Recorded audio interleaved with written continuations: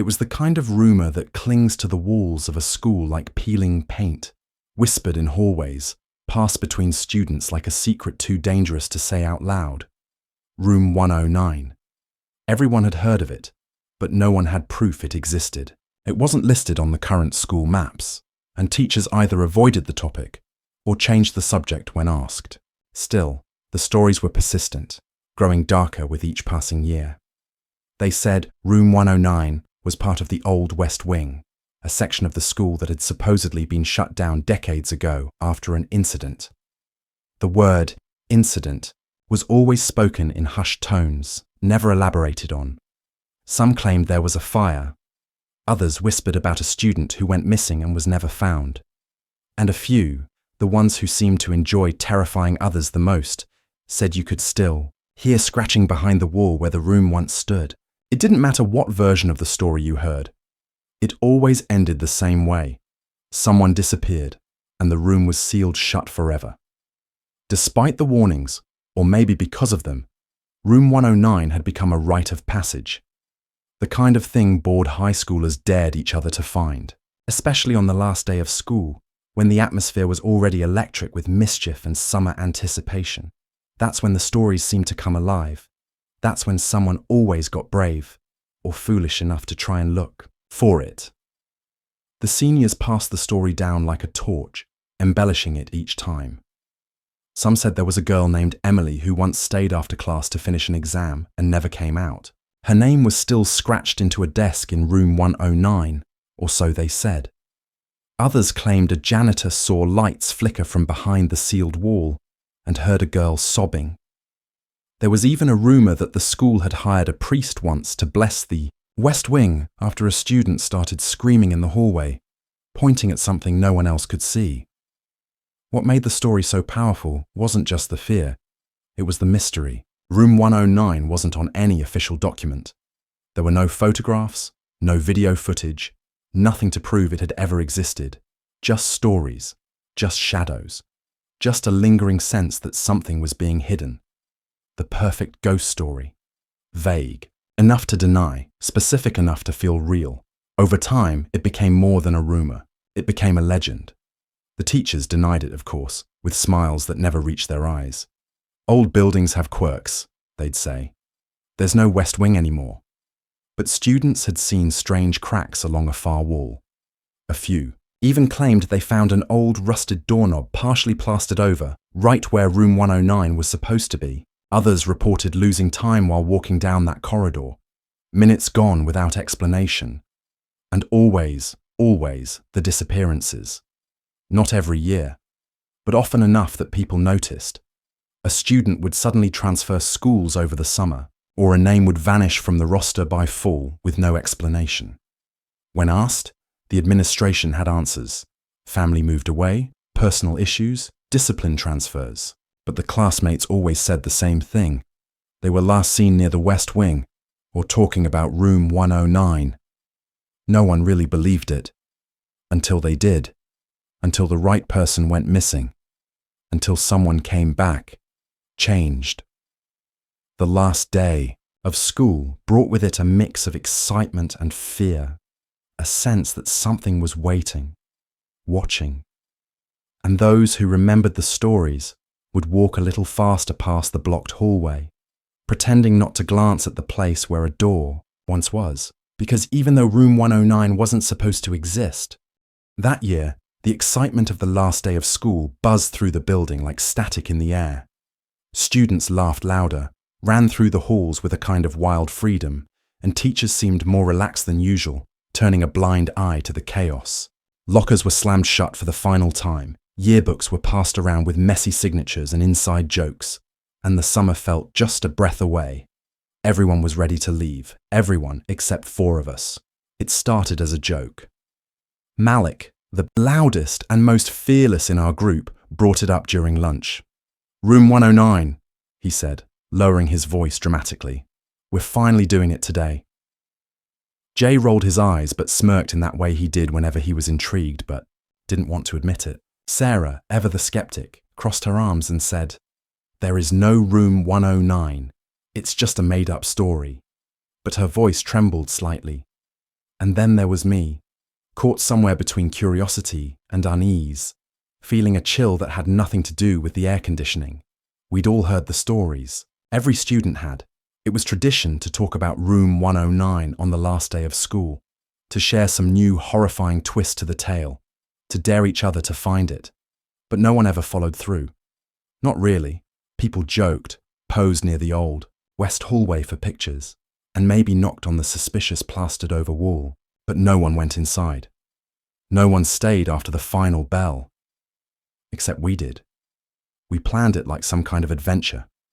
After the final assembly, when the halls would begin to empty out and everyone else would be too distracted saying their goodbyes, we would slip away unnoticed. Sarah had stolen the janitor's spare key from the office a week earlier, though she never quite explained how. Jay had brought a flashlight and snacks like we were going on a camping trip. Malik carried a crowbar in his backpack, just in case, he said with a grin. The hallway leading to the old west wing was eerily quiet, even before the school started to clear out. It always was. The lights above flickered with a slight hum, and the air smelled different there, like mold and something older, something stale. A sense of abandonment clung to it. You could almost feel the years piled up around you, heavy and silent. When we reached the blocked-off section, we stood for a moment in front of the wall, staring at it. Jay stepped forward first. He ran his fingers along the edge where the wall met the floor. "This part," he said, pointing. "It's not the same concrete. Look, it was added later." That detail struck something in me. A faint unease. Sarah, impatient, pulled out the key. "There's got to be a door here somewhere. There always was in the story." She began feeling along the wall, her fingers pressing into tiny gaps and seams. Then Malik did something we hadn't expected. He wedged the crowbar into a thin crack we hadn't noticed before, right under what looked like an old door frame. With one solid push, part of the wall groaned and shifted, like it had been waiting. Dust poured out from the seams, thick and choking. The air turned colder. He forced it open wider, and behind it was a door. A real, solid, rusted door. We stood there, frozen. The hallway behind us had grown quieter, somehow darker. The rest of the school had moved on, gone home, gone to summer. But we stood before something we shouldn't have found, something we weren't meant to see. The stories had felt like harmless myths just an hour ago, nothing more than high school lore. But standing there in front of that door, we felt it. We weren't just chasing a story anymore, we were part of it. The moment the door creaked open, everything changed. It didn't just swing on old hinges. It moaned like something ancient was being disturbed, something buried beneath layers of silence and time. The air that drifted out was ice cold and carried a musty metallic scent, like rusted iron and forgotten places. We stood frozen at the threshold, staring into the pitch black beyond. It didn't feel like a normal room. It felt like a place that had been sealed away from the world for a reason.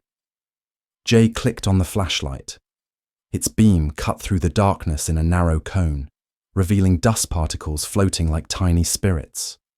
The room inside was narrow, deeper than we expected, and lined with old furniture covered in sheets. Desks, chairs, maybe even a chalkboard. But everything was wrong, tilted, broken, like the room had been shaken or torn apart and then abandoned in a hurry. A heavy silence hung in the air, pressing on our ears, making even our breathing sound too loud. We stepped in slowly, one by one. Sarah led the way, holding the flashlight in front of her like a weapon. The beam danced over the walls, revealing peeling paint, faded student artwork, and scribbles etched into the surfaces. Names, dates, phrases half scratched out. Some of the writing looked fresh. Too fresh.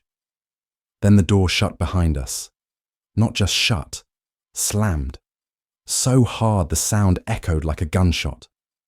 We jumped, spinning around to see nothing but a wall where the door had been. Jay lunged forward, banging, on it with his fists, yelling, "What the hell?" But it didn't budge. Malik grabbed the flashlight from Sarah and pointed it back toward the entrance. There was no knob, no hinges, just smooth, cold wall. Panic started to rise, unspoken, but shared between us. Malik ran his hands along the surface, looking for a crack, a seam, anything, but it was solid. Jay cursed under his breath, pacing. Sarah stood silently, eyes wide, lips parted as if about to speak but too scared to make a sound. Then came the whisper. It wasn't loud, but it cut through the silence like a needle through fabric, a soft, raspy sound. Not quite a word, but not quite wind either. It came from the back of the room. We all turned at once, flashlights swinging, beams dancing across broken desks and torn posters. Nothing. We moved deeper into the room, drawn by something we couldn't explain. Sarah spotted a desk in the center, different from the others. It was clean, untouched by dust. On top was a notebook. She stepped forward, reached out, and flipped it open. The pages inside were filled with handwriting, frantic, scribbled, looping over itself in places. The same name was repeated again and again. Emily. The lights above flickered, even though there were no visible bulbs. The temperature dropped further, and our breath began to fog in front of us. The whispers returned, louder this time, coming from all directions. They weren't words we could understand, but they were angry, desperate.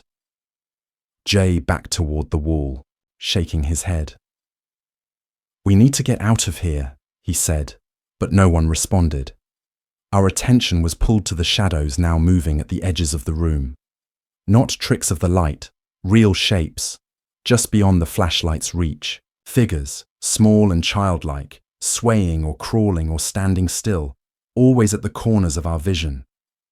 Malik aimed the light at one corner and caught a glimpse, just for a moment, of a pale face, eyes wide, mouth stretched open in a soundless scream. Then it was gone. The flashlight flickered.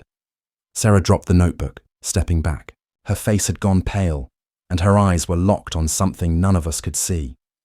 The whispers grew louder, overlapping each other, rising into something like chanting or crying or both. We began to hear scratching now, on the walls, under the floor, behind the ceiling tiles. It was everywhere. The scratching turned into clawing, and then into banging, desperate, violent pounding from every direction. It echoed through the room like a heartbeat, rhythmic and pulsing, growing faster as if something was trying to get in or get out. Our flashlight, our only source of control, flickered wildly, casting frantic shadows across the room. For every shape it illuminated, there were others it didn't. Shadows danced and stretched, crawling along the walls and floors like living things. We didn't speak. There was no room for questions now, no brave talk or dares, just fear, the kind that locks your throat and freezes your limbs. We huddled near the center of the room, surrounded by dust-covered desks and whispering darkness. Malik gripped the crowbar like it would save us, eyes darting toward every noise. Sarah clung to my arm, trembling. Jay stood a few feet back, breathing heavily, flashlight trembling in his hands. Then, just as suddenly, the room fell silent. The air felt like it had been sucked out. Even our breathing was muffled. It was as if the room were holding its breath. We exchanged nervous glances, unsure what to do next.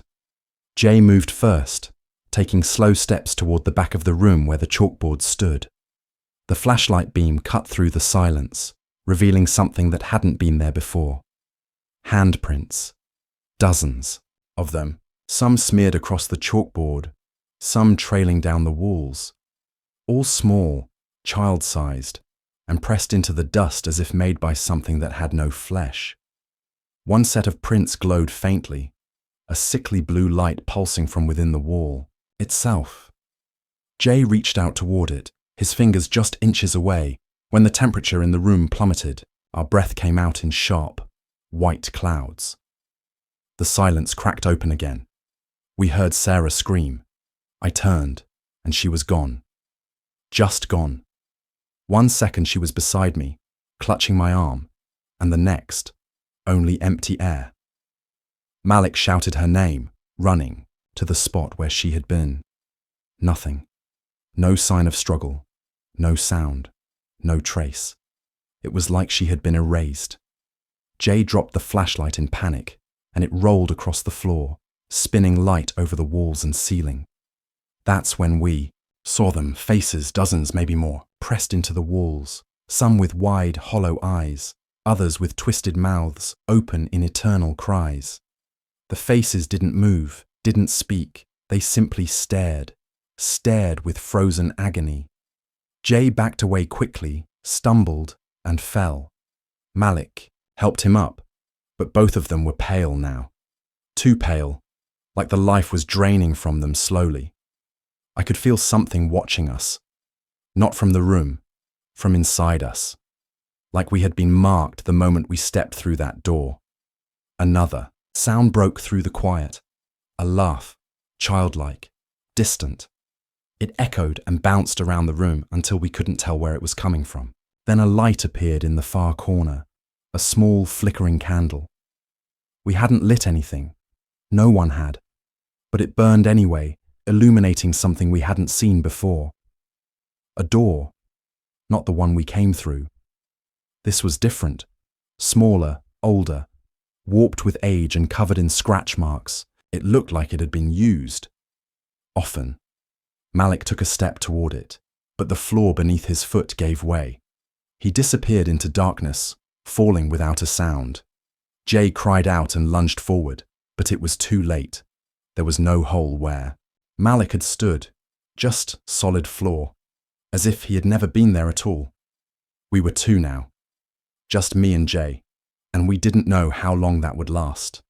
I was the last one left, though I hardly felt like I was alive anymore. Jay had disappeared just as Malik had, swallowed by the darkness without a trace, leaving me alone in a room that seemed to shift and breathe around me. Every shadow felt alive, every whisper a threat, and the silence between the noises was unbearable. I stumbled through the narrow space, desperate to find a way out, but the walls seemed to close in, stretching endlessly in every direction. My flashlight flickered weakly, barely cutting through the thick blackness. The air was cold and heavy, pressing against my chest, making it hard to breathe. I kept calling Jay's name, my voice cracking with fear, but the only answer was the hollow echo of my own words. Time lost meaning. Minutes, hours. It was impossible to tell. The world outside the school felt like a distant memory, replaced by this nightmare that refused to end. Finally, I found the small warped door we had seen earlier. My hands shook as I reached out, tracing the scratches that covered its surface. I pushed, and it creaked open, revealing a narrow stairwell spiraling upwards. Relief surged through me, but it was tinged with doubt. Would this lead outside, or to another trap? I climbed slowly, each step creaking under my weight, my heart pounding louder than my footsteps. At the top, I found a door with peeling paint and rusted hinges. I pulled it open and stepped into the school hallway. It looked normal. Bright lights, polished floors, students walking past as if nothing had happened. But when I tried to call out, no one heard me. No one even seemed to see me. I moved through the halls, the weight of invisibility crushing me. My friends were gone, erased from existence. I was a ghost, trapped between worlds, caught in a nightmare that no one else could perceive. Desperation clawed at me, but the school remained indifferent, bustling with life while I faded further into nothingness. Days, maybe weeks passed. I lost all sense of time, wandering the halls that once held laughter and friendship. No teacher, no student, no janitor acknowledged me. I tried to explain, to scream, but my voice was swallowed by the emptiness. I realized then that surviving meant more than escaping the room.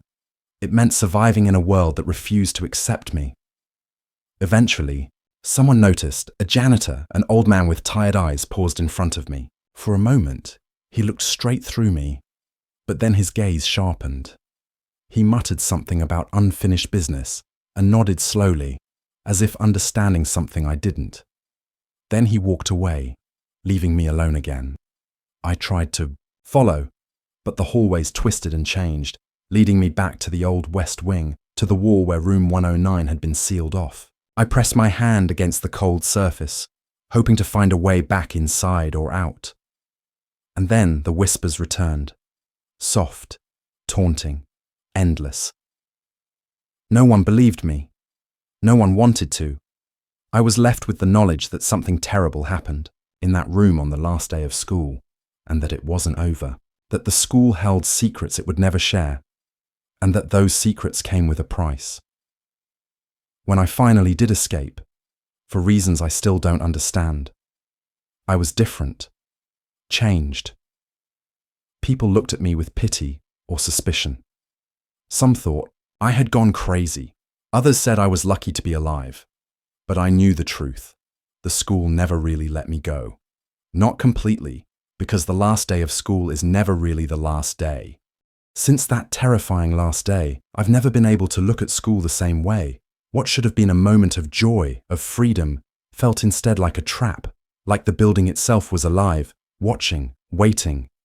Even now, when I pass by that old west wing, I feel a pull, a cold shiver that crawls down my spine. It's as if room 109 never really closed, as if the darkness inside is patient and hungry, waiting for the next group of curious kids to step through that door. I've tried to tell my story, but most people don't want to hear it. They say it's just a ghost story, some urban legend that gets retold every year. But I know what I saw. I felt what I felt. The fear, the isolation, the loss. It was real. And it changed me in ways I'm still trying to understand. Sometimes, when the night is quiet and I'm alone, I swear I can still hear the whispers. Soft voices calling out from the shadows, names I barely remember, but that stick in my mind like a warning. It's like the room's presence has seeped into me, a scar I can't erase. I wonder if the others, Malik, Jay, Sarah, they're trapped too. Somewhere between worlds, unable to move on or be forgotten. I've returned to that school a few times, despite everything. Not because I'm brave or stupid, but because I have, too. There's something unresolved there, some part of the story that won't let me rest. Each visit is worse than the last.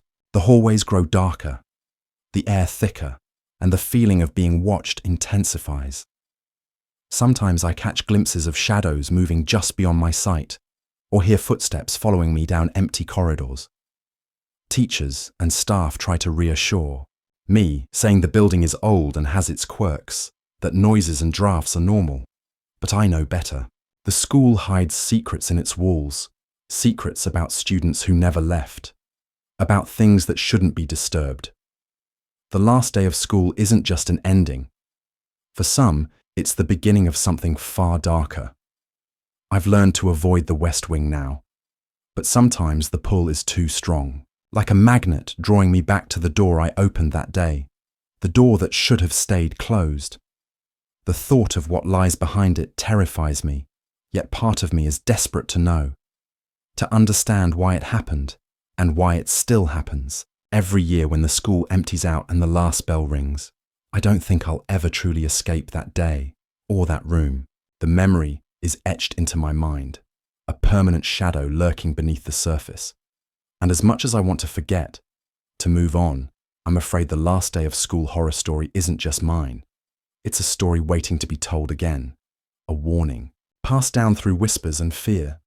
And maybe, just maybe, the next group of students won't be so lucky.